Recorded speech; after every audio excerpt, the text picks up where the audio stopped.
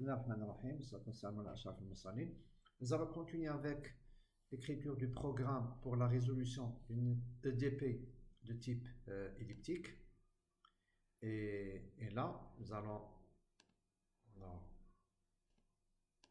nous allons voir notre programme.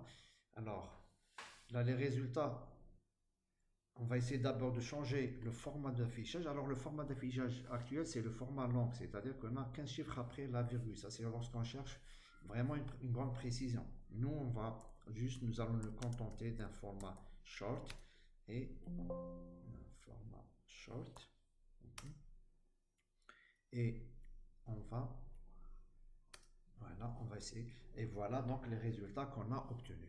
Alors, pour ces résultats, on voit bien que là, lorsque x est égal à 0, c'est x égale à 0 correspond bien à des valeurs qui sont égales à 0. Lorsque x est égal à 1, on a ces valeurs, et ainsi de suite. Donc, là, il y a juste un petit, on va dire, si on essaie de faire correspondre cette fonction, ou bien plutôt cette matrice avec les valeurs, avec le schéma qu'on a trouvé, il faut faire ce qu'on appelle la transposer. Parce que x égale à 0 se trouve sur la ligne, et là, on la voit sur une colonne. Pour passer d'une colonne à une ligne, il faut juste écrire la transposer. Donc, on va expliquer. Alors, on va maintenant reprendre notre programme. Maintenant, on n'a plus besoin d'afficher le U. Donc là, on va tracer traçage de U en fonction de X et de Y. Alors qu'est-ce qu'on a? On dispose de quoi? On dispose de X, virgule de Y et de U qui est X, U de X, virgule Y. Alors, non, Y. Non. Donc, en fait, ce que nous allons obtenir, c'est une courbe en 3D, 3 dimensions. Et pour cela, il faut passer par ce qu'on appelle le match grid, c'est-à-dire qu'on doit créer une grille qui correspond aux valeurs de x et de y. Pour cela, je vais prendre grand X égale match, c'est x, y. Voilà, donc c'est x, grand X, virgule, grand Y, grand Y, alors, égal, match grid, et cette grille, elle est construite à partir de X et de Y. Donc, on a terminé avec ça. Très bien, on va prendre un point virgule. Ensuite, on fait appel à une fonction qui s'appelle surface. Donc là, c'est surface. Surface, elle a 3 arguments, grand X, virgule, c'est le grand X qu'on a obtenu à partir de cette grille, le grand Y, et là, normalement, ce n'est pas U, mais c'est plutôt U'. Pourquoi U'? Comme je l'ai expliqué, je dois prendre la transposée pour vraiment voir les vraies valeurs. Et je prends color bar. Ensuite, je n'ai qu'à... On va essayer de... Ça, je n'ai plus besoin de ça. Ok, je vais sauvegarder. Alors, je vérifie, c'est bon. Surface XY, on va voir qu'est-ce qu'on obtient.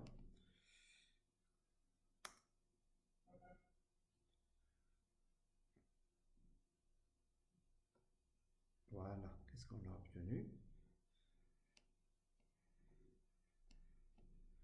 Voilà les valeurs. Donc, si vous prenez par exemple ça, voilà, il correspond à 1 et la valeur est de 2. Moins 11, ça correspond bien à nos valeurs. On va essayer encore de... On va essayer de tracer encore, d'améliorer ce résultat. Donc, alors, au lieu de surface, on va prendre, parce que là, on va changer, on va prendre surf. Et surface me permet d'avoir une surface, sauf elle me permet d'avoir, attendez, voilà, maintenant vous allez voir que, voilà, c'est plus un plan, mais c'est plutôt quelque chose en 3 dimensions. Et là, je peux toujours retrouver la surface que j'avais, voilà, ok, voilà, donc ça me permet de retrouver la forme que j'ai établie au début. On continue. Alors, cette figure a besoin de X label, ce qu'on appelle le titre de X. Je vais le noter X label. Alors, X label, c'est en fait, c'est variable X. Je vais mettre variable X. Point virgule, je fais la même chose.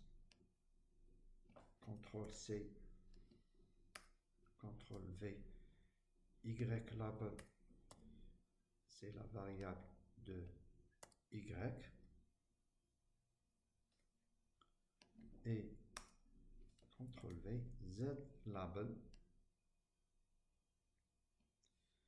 Z label, c'est la variable. Ça, c'est la fonction maintenant, c'est pas la variable. C'est U X, Y, c'est-à-dire c'est la valeur qu'on a trouvée. On peut encore améliorer en mettant un titre, title.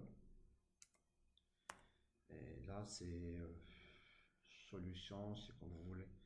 Solution, on va écrire solution exo 1 TD numéro 2. Voilà, on va essayer de faire comme ça. Sauvegarder. Et on va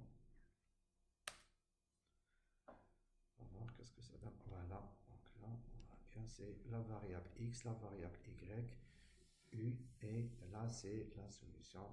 Et là, on peut faire varier. Voilà. Voilà.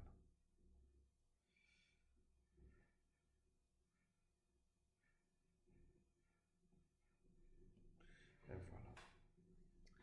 Donc voilà pour cet exercice. Maintenant, ce que je vous demande de faire, et vous pouvez faire ça, m'écrire si vous voulez, faire des commentaires. Alors, ce que je vous demande maintenant, c'est pour les gens qui sont intéressés,